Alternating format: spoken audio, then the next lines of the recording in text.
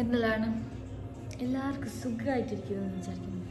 Actually നമ്മൾ കഴിഞ്ഞ ആഴ്ച നമ്മളെ ബ്ലോഗ് നമ്പർ 1 എന്ന് പറഞ്ഞ് നമ്മളൊരു വീഡിയോ ഇട്ടിട്ട് പോയി. അതിൽ നമ്മൾ മെയിനായിട്ട് ഡിസ്കസ് ചെയ്തൊരു കാര്യം എന്ന് വെച്ചാൽ കൺസിസ്റ്റൻസി.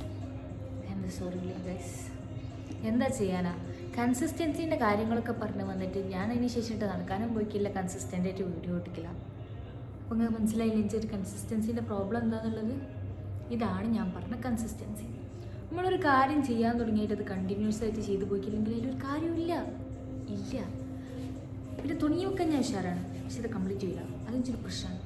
അതേപോലെ ഞാൻ കുറച്ച് കാലം ഈ അടുത്ത കാലത്തായിട്ട് ഇങ്ങനെ ഇൻസ്റ്റഗ്രാമാണല്ലോ നമ്മുടെ മെയിൻ പരിപാടി. അപ്പോൾ ഇൻസ്റ്റഗ്രാമിൽ ഇങ്ങനെ സ്ക്രോൾ ചെയ്തുകൊണ്ടിരിക്കുന്ന സമയത്ത് കണ്ടാണ് സെൻഡാങ്കിൾ ആർട്സ് എന്ന് പറഞ്ഞിട്ട്, അതിന് വേറെന്തൊരു പേര് കൂടി ഉണ്ട് കേട്ടോ. ഇത് പ്രശ്നം എന്ന് വെച്ചാൽ പേര് ഓർത്ത് വെക്കലിൽ ഞാൻ ഭയങ്കര ബാക്കോട്ടാണ്. അപ്പം ഈ ഒരു സാധനം കണ്ടപ്പോൾ ഇത് ചെയ്യണമെന്ന് ഭയങ്കര ആഗ്രഹമായി. അങ്ങനെ ഞാൻ ഇവിടെ ഒരു സാധനം വാങ്ങാൻ പോയ സമയത്ത് ഞാനൊരു വാച്ചിൻ്റെ ബോക്സിൻ്റെ ഒരു വീഡിയോ ഇട്ടിട്ടുണ്ട്, ഒരു ഷോർട്സ് കണ്ടിട്ടുണ്ടാവില്ല. ഈ വീഡിയോ ആദ്യത്തെ പാട്ട് കണ്ടവരായിരിക്കില്ല ഈ വീഡിയോ കാണുന്നത്, അത് വേറെ കാര്യം. നമ്മൾ കൺസിസ്റ്റൻ്റ് ആയിട്ട് ആരും ഇത് കാണുന്ന പോലും ഉണ്ടാവില്ല. എനിക്ക് ഉമ്മ കാണിട്ടോ, മീൻസ് ഫാൻ അമ്മയാണ്.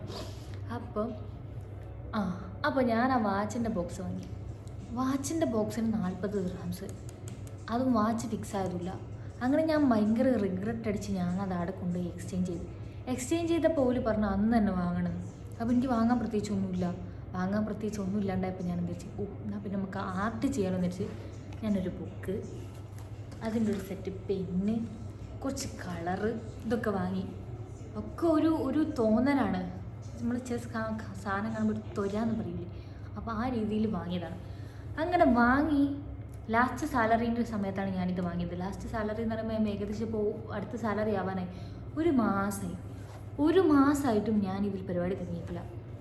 അപ്പോൾ ഞാൻ വിചാരിച്ചിങ്ങനെ ഫ്രീ ആയിട്ട് നമ്മളൊരു ചുറ്റുവട്ടത്ത് ആരും ഇല്ലാണ്ട് ഇങ്ങനെ ഒറ്റയ്ക്ക് നമ്മുടെ റൂം കുത്തിരിക്കുന്ന സമയത്താണ് നമുക്കതെങ്കിലും വരയ്ക്കാനൊക്കെ തോന്നുക. നമ്മൾ കുറച്ച് ഫ്രീ ആയിട്ടിരിക്കാൻ നമുക്ക് തന്നെ ഒരു തോന്നുമ്പോഴാണ് നമുക്ക് ഇങ്ങനത്തെ കാര്യങ്ങളൊക്കെ തോന്നുന്നത്.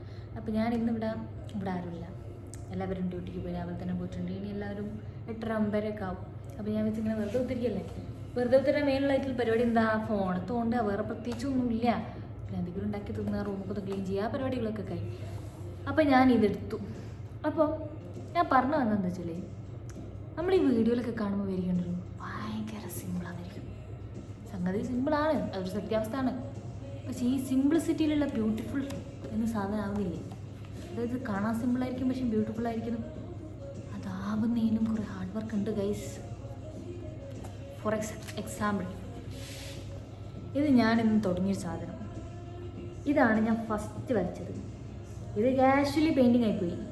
ഇത് ഞാൻ പ്രോ ആയി തുടങ്ങുമ്പോൾ, അതായത് കുറച്ച് ഒരൊറ്റ ഡ്രോയിങ്ങിൽ തന്നെ ഞാൻ പ്രോ ആകുന്നുണ്ട്. അത് കഴിവാണ് ഗൈസ്, ചിന്തനുള്ള കഴിവാണ്. നിങ്ങൾക്ക് ഉണ്ടോയെന്നുള്ള എനിക്കുണ്ട് എന്ന് ഞാൻ ഉറപ്പിച്ച് പറയും. ഓക്കെ, അപ്പോൾ ഇത് കറക്റ്റായി, രണ്ടാമത്തെ കറക്റ്റായി, മൂന്നാമത്തെ കറക്റ്റായി വരുന്നുണ്ട്.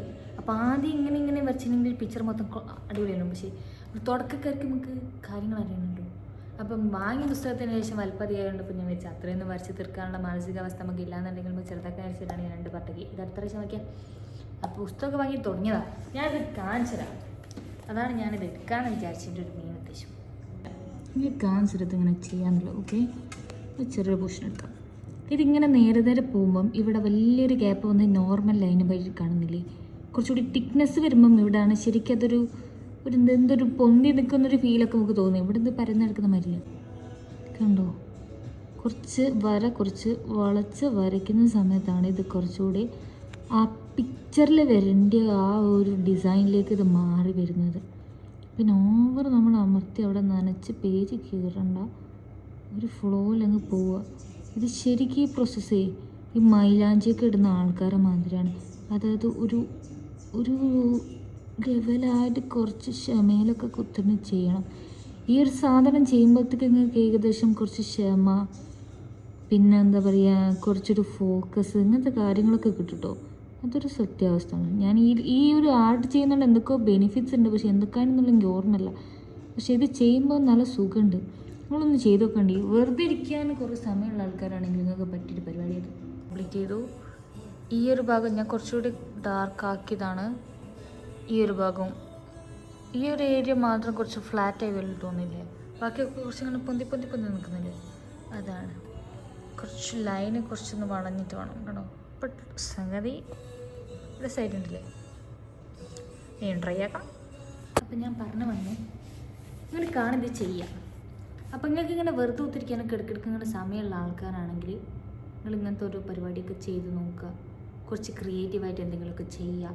ഇല്ലെങ്കിൽ ആരോടെങ്കിലും വേണ്ട പുരയിലൊക്കെ വിളിച്ചിട്ട് പുരക്കാരോടൊക്കെ കുറച്ച് നേരം വർത്താനം പറഞ്ഞിട്ടിരിക്കുക.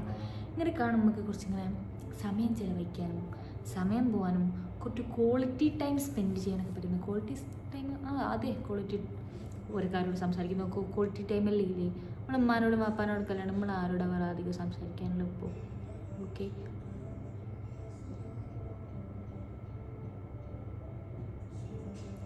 ഫോക്കസ് പോകുന്നുണ്ട്, വേറെ പ്രശ്നമില്ല.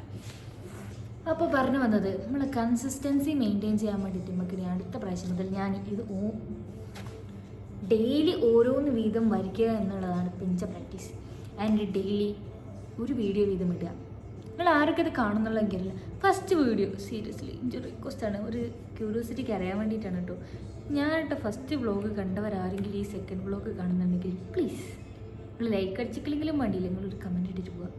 ജസ്റ്റ് എന്തെങ്കിലും ഒരു കമൻറ്റ് ഇട്ടിട്ട് പോവുക. ഒരു സ്റ്റിക്കർ ആയാലും വേണ്ടിയില്ല, ഒന്ന് അറിയാൻ വേണ്ടിയിട്ടുള്ളൊരു ആകാംക്ഷ ഉണ്ടാണ് കേട്ടോ ഗൈസ്. ആരെങ്കിലും ഇത് കാണുന്നുണ്ടെന്നുള്ളത്. എന്തായാലും ഇതുകൊണ്ടൊന്നും എനിക്ക് സബ്സ്ക്രൈബേഴ്സ് കൂടാനോ വ്യൂസ് കൂടാനൊന്നും പോകുന്നില്ല. പക്ഷേ ചിലർ ക്യൂരിയോസിറ്റി ഇല്ലേ, ആ ക്യൂരിയോസിറ്റിൻ്റെ പോലാണ് ചോദിക്കുന്നത്. അപ്പോൾ ആരെങ്കിലും കാണുന്നുണ്ടെങ്കിൽ മോസ്റ്റ്ലി നമ്മൾ കാണുമ്പോഴല്ലോ, നമ്മൾ ഇൻസ്റ്റാഗ്രാമിലൊക്കെ കാണാം കുറേ വ്യൂസുള്ള പല വീഡിയോസ് ഉണ്ടാവും. ആ വ്യൂസിൻ്റെ 4 പോലും അതിന് ലൈക്ക് ഉണ്ടാവില്ല. മോസ്റ്റ് ഓഫ് ദ ആൾക്കാരും ജസ്റ്റ് കാണുമ്പോൾ കണ്ടൊന്ന് പകുതി നമ്മൾ അടിക്കുക, അടുത്ത് അങ്ങനെയാണ് ചെയ്യുക. അതുകൊണ്ട് ലൈക്കൊന്നും നമുക്ക് ആരോടും ചോദിച്ച് വാങ്ങാനൊന്നും പറ്റില്ല. അങ്ങനെ ലൈക്ക് ഇടണമെന്നൊന്നും ഞാൻ പറയുന്നില്ല, ഇഷ്ടപ്പെട്ടാൽ മാത്രം ലൈക്ക് ഇട്ടാൽ മതി. അപ്പോൾ ആരെങ്കിലും കാണുന്നുണ്ടെങ്കിൽ ഒരു കമൻറ്റ്, ഒരു സ്റ്റിക്കർ, ഓക്കെ. അപ്പം നാളെ ഞാൻ അടുത്ത വീഡിയോ ആയിട്ട് വന്നിരിക്കും. എന്നാലേ എനിക്ക് കൺസിസ്റ്റൻസി നോക്കാൻ പറ്റുള്ളൂ. ഇത് ഞാൻ എനിക്ക് വേണ്ടി ചെയ്യുന്നൊരു ടാസ്ക്കാണ്. കാരണം നമ്മുടെ കുറച്ച് ബാഡ് ഹാബിറ്റ് നമ്മൾ തന്നെ വിചാരിച്ചാൽ മാത്രമേ മാറ്റാൻ കഴിയുള്ളൂ. വേറെ ആരും മോട്ടിവേഷൻ തന്നുകൊണ്ടൊന്നും വലിയ കാര്യമൊന്നുമില്ല. നമ്മൾ തന്നെ വിചാരിക്കണം, ഓക്കെ എനിക്ക് ഇന്ന കാര്യങ്ങൾ ചെയ്യണം, എൻ്റെ ടൈം കുറച്ചൊരു ക്വാളിറ്റി ടൈം ആക്കണം, എനിക്ക് ഇന്ന കാര്യത്തിലൊക്കെ ഒന്ന് ഫോക്കസ് ആവണം, കുറച്ചൊരു ബെറ്റർ ആക്കണം, അങ്ങനെയൊക്കെ വിചാരിക്കണം.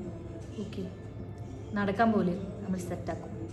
സെറ്റല്ല, ഞാൻ ഇന്ന് നടന്നില്ലെങ്കിലും വേണ്ടില്ല, എക്സസൈസ് വല്ലതും ചെയ്തിരിക്കും, നമുക്ക് കൺസിസ്റ്റൻസി സെറ്റപ്പ് ആക്കാം.